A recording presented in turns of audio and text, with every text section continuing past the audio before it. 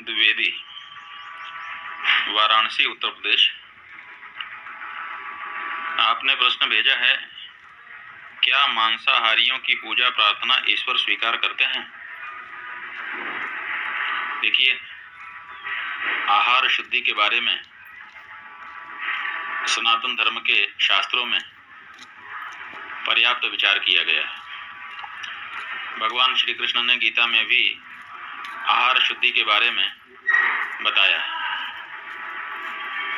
जहाँ तक मांसाहार का प्रश्न है, मांसाहार को कभी उत्तम आहार नहीं माना गया है, वैज्ञानिक दृष्टि से भी और व्यवहार की दृष्टि से भी। अभी धर्मशास्त्र की चर्चा कर लें, बहुत अधिक प्रमाण हम इस पर नहीं देना चाहेंगे, लेकिन हमारे सामने ये स्कंद पुराण का काशी खंड है। इसके तीसरे अध्याय में आप आइए, वहाँ पर देवता आए हुए हैं। जब विंध्याचल बढ़ गया, सूर्य की गति को रोकने लग गया, तब देवता समस्या में पड़ गए, क्योंकि जब दिन बदलता है तभी देवताओं को तर्पण, पिंडदान, यज्ञ, आहुति सब होती है। अगर दिन लंबा हो जाए तो फिर उनको आहुति नहीं मिल पाती है। ऐसी स्थिति में देवता परेशान हुए और उन्होंने सोचा कि क्या किया जाए। भगवान के पास गए, उन्होंने कहा अगस्त ऋषि के पास जाइए, वो काशी में। तो सभी देवता सम्मिलित होकर के काशी आए, और काशी में वो देखते क्या हैं, तृणवंती तृणगुल्मादीन स्वापदास्त्वापदास्पदम लोकद्वये दुःखदम ही दिक् तन्मांसस्य भक्षणम। 50वां श्लोक है। मांस भोजन को धिक्कार है, वह इस लोक और परलोक में भी दुखदायक एवं समस्त आपत्तियों का आस्पद है। इसी विचार से व्याघ्र आदि श्वापद जंतु भी घास पात को खाते हुए काशी में उनको दिखाई दिए।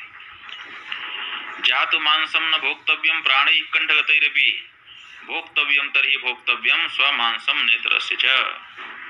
प्राण के कंठगत होने पर भी मांस भोजन नहीं करना चाहिए। यदि खाना ही है तो अपना ही मांस भक्षण करना उचित है, दूसरे का नहीं, माने नहीं। और फिर आगे कहते हैं, जो आप प्रश्न पूछ रहे हैं, ये तो मांस खाना चाहिए कि नहीं खाना चाहिए, उस बारे में हमने बात थोड़ी सी बता दी। आपका जो मूल प्रश्न है कि क्या मांसाहारियों की पूजा प्रार्थना ईश्वर स्वीकार करते हैं, तो ईश्वर के बारे में यहाँ देखिए बताया, क्व मांसम क्व शिवे भक्ति, क्व मध्यम क्व शिवार्चनम, मध्य मांसरतानां च दूरे तिष्ठति शंकरः।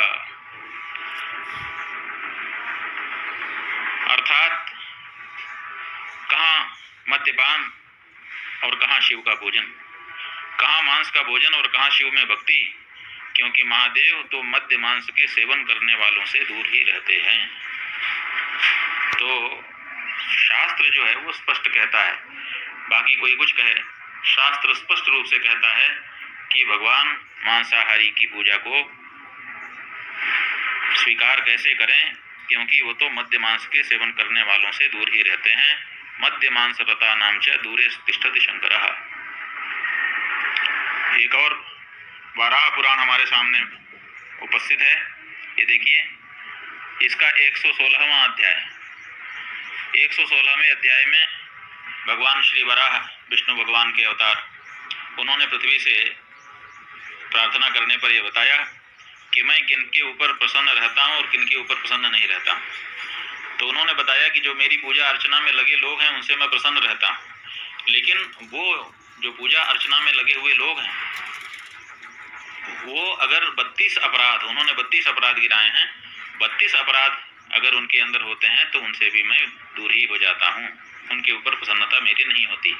उन 32 अपराधों में उन्होंने कहा कि मांस खा करके जो मेरी उपासना करता है, यस्तु मात्स्यानि मांसानि भक्षयित्वा प्रपद्यते अष्टादशापराधानि अनुजानामि माधवी। हे माधवी, जो मछली का मांस खा करके, माने मांस खा करके मेरे पूजा में लगता है, मैं समझता हूँ कि 18वें क्रम का वो अपराध करता है। जालपादम भक्षयित्वा तु यस्तु माम उपसर्पति एकोनविंशापराधम प्रतिजानामि सुंदरी। इसी तरह से दूसरे पशु का मांस खा करके भी जो मेरी पूजा में आकर के लग जाता है, मैं समझता हूँ कि वो मेरा अपराधी है। 32 अपराधों में से उसको भी गिना है। इसी तरह से यस्तु वाराह मांसानी प्रापणेनोपपादयेत अपराधम त्रयोविंशम कल्पयामि वसुंधरे सुराम पीत्वा यो मर्तः कदाचित उपसर्पति अपराधम चतुर्विंशम कल्पयामि वसुंधरे। एक एक चीज को उन्होंने गिना करके दिखा दिया कि मांस भक्षण से मैं प्रसन्न नहीं होता हूँ, बल्कि जब कोई मांस खा करके आता है तो मैं उससे दूर हो जाता हूँ और उस व्यक्ति को अपना अपराधी समझता हूँ। तो अमितोष द्विवेदी जी, ये शास्त्र की दृष्टि से अगर देखें तो स्पष्ट है कि मांस भोजन करने वाले व्यक्ति से प्रभु प्रसन्न नहीं होते हैं। मुसलमान राजाओं ने धीरे धीरे ब्राह्मणों पे और उनकी भाषा संस्कृत पे और उनके ग्रंथों पे प्रहार शुरू, आज भी वही हो रहा है। उन्होंने ब्राह्मणों को अपने तिलक लगाना मुसलमान पीरियड में बैंड था। आप संस्कृत पढ़ा नहीं सकते थे, आप संस्कृत का ग्रंथ कहीं रख नहीं सकते थे। और उस समय में जब यूनिवर्सिटियां, नालंदा की लाइब्रेरी 6 महीने जलती रही, यूनिवर्सिटियां बंद हो गई, तो ब्राह्मणों ने एक्सट्रीम पॉवर्टी में, ब्राह्मणों ने दरिद्रता में एक एक दो एक किसी धारा के ग्रंथों को यहाँ संजो के रखा दिमाग में, क्योंकि किताब तो दिखती है, किताब तो वो जला देते थे। आज भी आप अगर मिडिल ईस्ट में जाते हो, आप भगवत गीता की कॉपी ले जा नहीं सकते, वो आपके सामने फाड़ दी जाएगी, श्रेड कर दी जाएगी। वो यहाँ होता था। जो पंडित परंपरा थी, हर गांव में पंडित था, वो टीचर भी था, वैद्य भी था और सलाह देने वाला साइकेट्रिस्ट भी था। वो पंडित जो ब्राह्मण थे, वो moral examples, social role models and intellectual leaders थे सोसाइटी के। They organized the resistance and that is why wherever the Muslim armies, they captured even a small town, they did 4 things one after the other. They destroyed the temple, built the mosque, because the Brahmins used to live around the temple. They slaughtered the Brahmins wholesale because they knew that they are the ones who organized the resistance. They killed all male children 5 years and above, and they carried away number 4 all the young girls. This they did everywhere. In North India, you don't have a single big temple left. पंडित जो थे, वो एक पांडुलिपि को सोने से ज्यादा कीमती समझते थे। सोना दे देते थे, कोई छीनने आता था, पर पांडुलिपि नहीं दिखाते थे, पांडुलिपि नहीं देते थे। पर उनकी इतनी दरिद्रता हो गई कि पंडिताइनों ने पांडुलिपियों की लकड़ियों से चूल्हा जलाना शुरू किया। लकड़ी नहीं थी उनके पास, और पांडुलिपियों को किचन गार्डन में फेंक दिया, किचन गार्डन में, क्योंकि उसको ग्रंथ को आप जला नहीं सकते।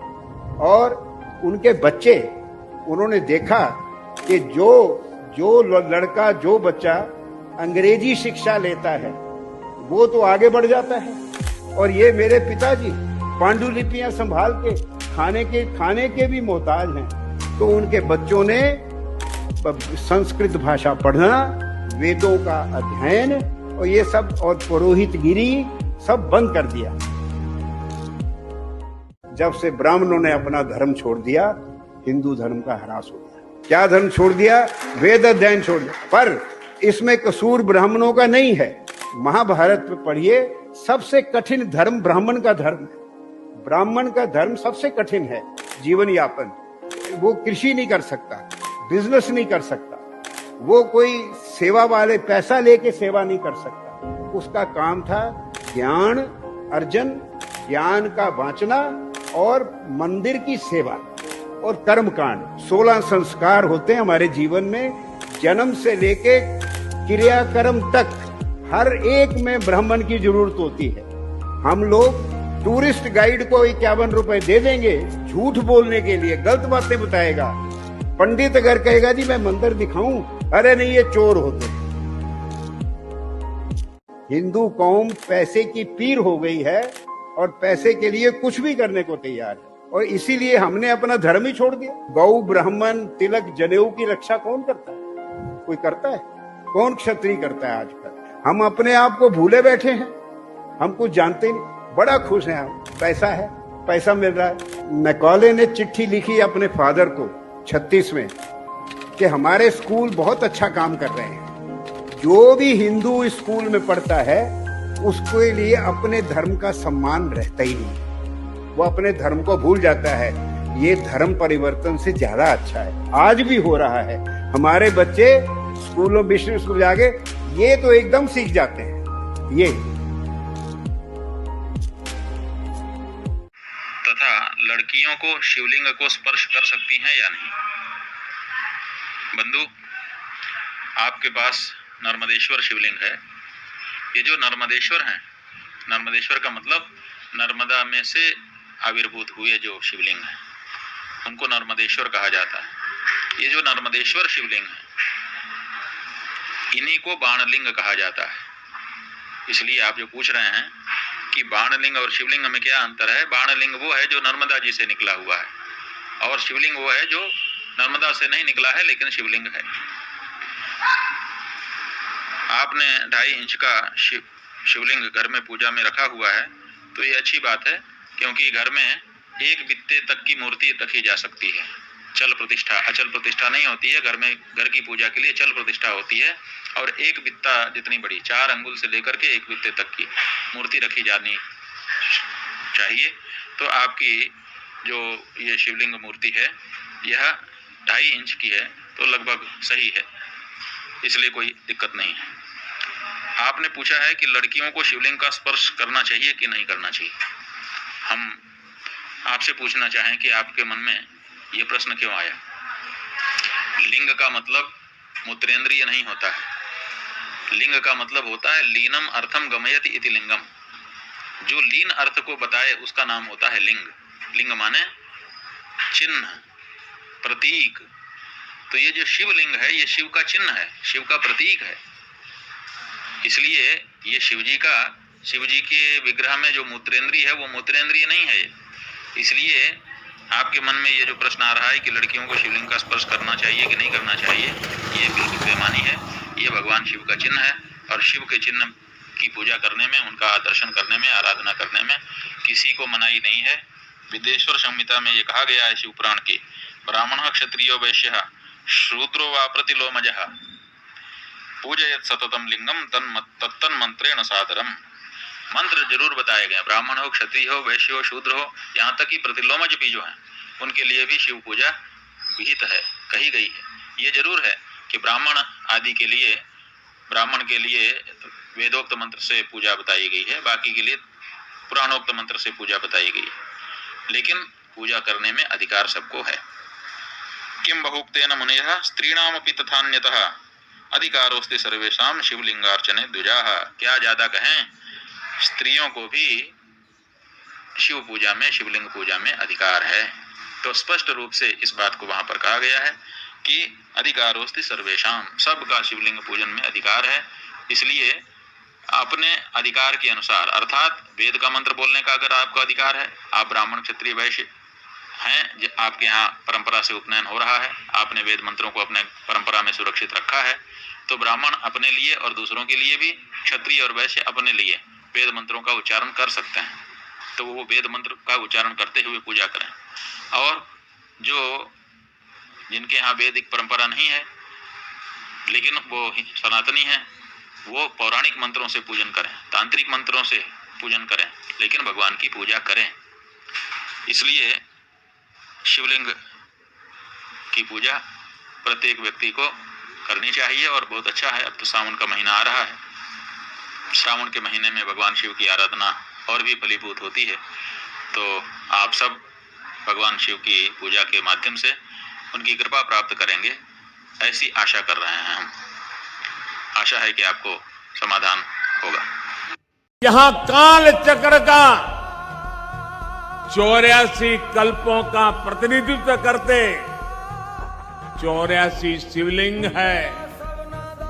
यहाँ 4 महावीर है, 6 विनायक है, 8 भैरव है, 8 मातृकाएं हैं, 9 ग्रह है, 10 विष्णु है, 11 रुद्र है, 12 आदित्य है, 24 देवियां है और 88 तीर्थ है। और इन सबके केंद्र में राजाधिराज कालाधिराज महाकाल विराजमान है। परमेश्वर मोलधारी पशुपालन काम प्रजालन नाच करे जी काम प्रजालन नाच करे जी काम प्रजालन। जय जय महाकाल। अब की बार